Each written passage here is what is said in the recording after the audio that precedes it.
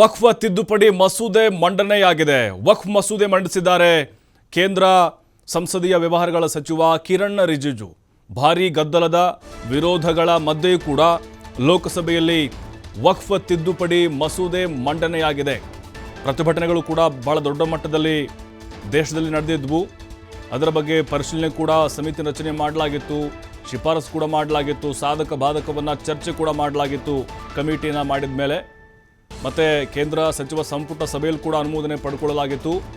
ವಕ್ಫ್ ಮಸೂದೆಗೆ ಇಂಡಿಯಾ ಒಕ್ಕೂಟ ವಿರೋಧವನ್ನ ವ್ಯಕ್ತಪಡಿಸಿದೆ. ಲೋಕಸಭೆಯಲ್ಲಿ ವಿರೋಧ ಪಕ್ಷದ ನಾಯಕರು ಇದಕ್ಕೆ ವಿರೋಧವನ್ನ ವ್ಯಕ್ತಪಡಿಸಿದ್ರು. ಇದು ಸಂವಿಧಾನ ವಿರೋಧಿಯಾಗಿದೆ, ಜೊತೆಗೆ ಮುಸ್ಲಿಮರನ್ನ ತುಳಿಯುವಂಥ ಹುನ್ನಾರ ಆಗಿದೆ. ಇದು ಮುಸ್ಲಿಮರ ಮೇಲಿನ ಸವಾರಿ ಅನ್ನುವಂಥ ಆರೋಪವನ್ನು ವಿರೋಧ ಪಕ್ಷಗಳು ಮಾಡ್ತಾ ಇದ್ದಾವೆ. मान्यवर माननीय सदस्य ने जो पॉइंट ऑफ ऑर्डर उठाया है, मैं इसके हार्द को सदन के सामने रखना चाहता हूं।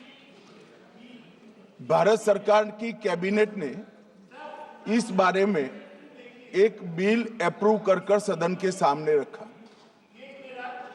आपके द्वारा ये बिल जॉइंट पार्लियामेंट्री कमेटी को दिया गया, जिसका विपक्ष का भी बड़ा आग्रह था। कमेटी ने इस पर सुविचारित रूप से अपना मत प्रकट किया। ವಕ್ಫ್ ಬಿಲ್ನ ಹೆಸರೇ ಬದಲಾವಣೆಯನ್ನ ಮಾಡಲಾಗಿದೆ. ಉಮೇದ್ ಆಕ್ಟ್ ಅಂತ ಹೇಳಿ ಘೋಷಣೆಯನ್ನ ಮಾಡಲಾಗಿದೆ. ಲೋಕಸಭೆಯಲ್ಲಿ ಕಿರಣ್ ರಿಜಿಜು ಘೋಷಣೆಯನ್ನ ಮಾಡಿದ್ದಾರೆ. ಅಂದರೆ ವಕ್ಫ್ ಅನ್ನುವಂಥ ಹೆಸರನ್ನು ತೆಗೆದುಹಾಕಲಾಗಿದೆ, ಹೆಸರೇ ಬದಲಾವಣೆ ಮಾಡಿದ್ದಾರೆ. ಉಮೀದ್ ಅನ್ನುವಂಥ ಹೆಸರನ್ನ ಮಾಡಿದ್ರು ಅಂತ ಹೇಳಿ ರಿಜಿಜು ಆರೋಪಿಸಿದ್ರು. हिस्सा है, उसी को ही आप वक्फ क्रिएट कर सकता है, बच्चों का और महिला का अधिकार नहीं छीन सकता है। ये बहुत बड़ा रिफॉर्म है। मुसलमानों में अगर वो चाहते हैं कि महिला आगे ना बढ़े तो ये लोग इसको विरोध करेंगे, लेकिन जो थोड़ा प्रोग्रेसिव सोचने वाले, जो थोड़ा बारीकी से अगर सोचेंगे तो कितना गलत बात है कि समाज में महिलाओं को दबाने का काम करते हैं और यहाँ जोर जोर से बोलते हैं। अध्यक्ष महोदय जी, सारा मैनेजमेंट जो सरकार का जमीन या प्राइवेट का जो जमीन है, इसका कलेक्टर को इन्होंने कमेटी के माध्यम से सुझाव किया है कि हर चीज कलेक्टर को क्यों ऑथराइज किया गया है। तो कमेटी के बात को माना है कि कलेक्टर से ऊपर कोई भी अधिकारी, कलेक्टर से ऊपर जो अधिकारी है वो देखेंगे सरकारी जमीन और कोई डिस्प्यूट है वक्फ बोर्ड के साथ या किसी मुतावली के साथ डिस्प्यूट है, उसका जांच कलेक्टर के ऊपर अधिकारी करेंगे। ये कमेटी ने सुझाव दिया था और उसी को मान करके आज इस सदन में पेश किया जा रहा है। एक महत्वपूर्ण सुझाव हम लेके आ रहे हैं, अमेंडमेंट लेके आ रहे हैं, इसमें मैं मानता हूं कोई विरोध नहीं करेगा। ये इसमें शुरू में छूट गया था, मैं सर खुले दिल से आपको कहना चाहता हूं, लेकिन बहुत सोच समझ के साथ ये प्रावधान अमेंडमेंट हम लेके आ रहे हैं कि जब आप वक्फ प्रॉपर्टी क्रिएट करेंगे तो ऐसा नहीं होना चाहिए कि आप ट्राइबल एरिया में जाकर के आदिवासी का जमीन को आप वक्फ क्रिएट कर दें। ये नहीं होना चाहिए। इसलिए हमारा देश के आदिवासियों का संरक्षण को ध्यान में रखते हुए शेड्यूल 5 और शेड्यूल 6 में आप वक्फ प्रॉपर्टी क्रिएट नहीं कर सकते हैं। ये एक महत्वपूर्ण अमेंडमेंट लेके आया है। डिटेल में अब आगे अध्यक्ष महोदय आपको मैं बताऊंगा। वक्फ ट्राइब्यूनल के बारे में सर मैं संक्षेप में, अभी फ्लोर खुलने वाले हैं, मैं आपके हाथ फ्लोर छोड़ने वाले हैं, तो मेरा जो वाइंड आपको आप ध्यान से सुन लीजिए। जो ट्राइब्यूनल है, ट्राइब्यूनल में 2 मेंबर का हमने प्रस्ताव रखा था, तो कमेटी ने कहा कि 2 मेंबर ठीक नहीं है, इसमें 3 मेंबर होना चाहिए। ये प्रस्ताव भी मंजूर किया गया है।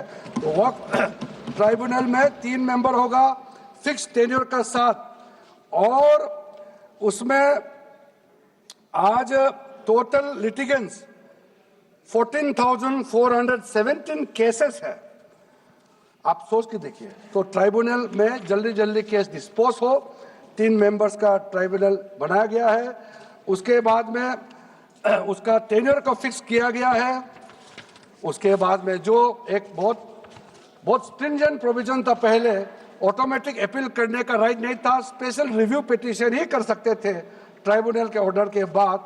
तो आज हमने एक अच्छा सोच के साथ खुला मन से ये कहा है कि अब अगर आप वक्फ बोर्ड का निर्णय से खुश नहीं है, वक्फ ट्राइब्यूनल का निर्णय से खुश नहीं है, तो आप अदालत जा सकते हैं। ये रास्ता भी हमने खोल दिया है।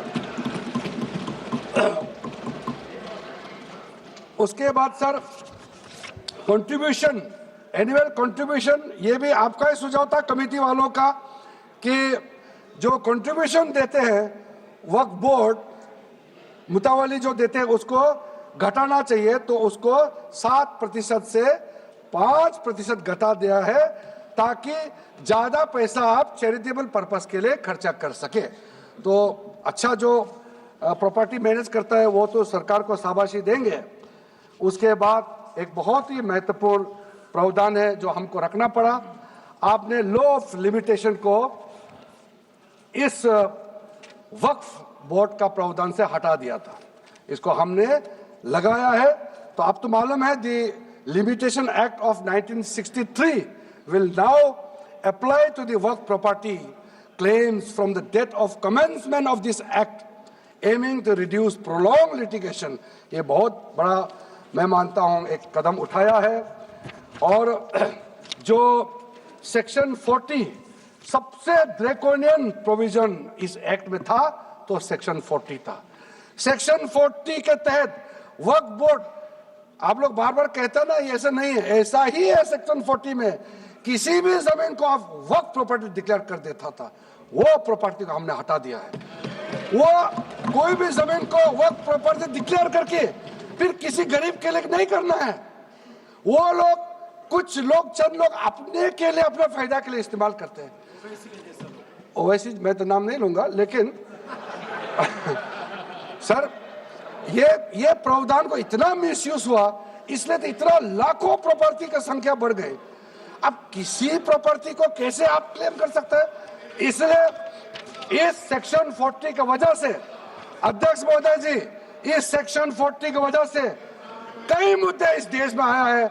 आज पूरा हमारे देश का क्रिश्चियन कम्युनिटी, जो कैथोलिक चर्च काउंसिल के लोग, भारत चर्च ग्रुप के लोग, केरला में हो या देश भर में, आज पुकार के क्यों कह रहा है कि वक्त संशोधन बिल जल्दी पारित होना चाहिए। वो इसीलिए कि सेक्शन 40 का मिसयूज होता था। सर आप सोचिए, केरला का एमपी, तमिलनाडु का एमपी लोग तो सोचिए,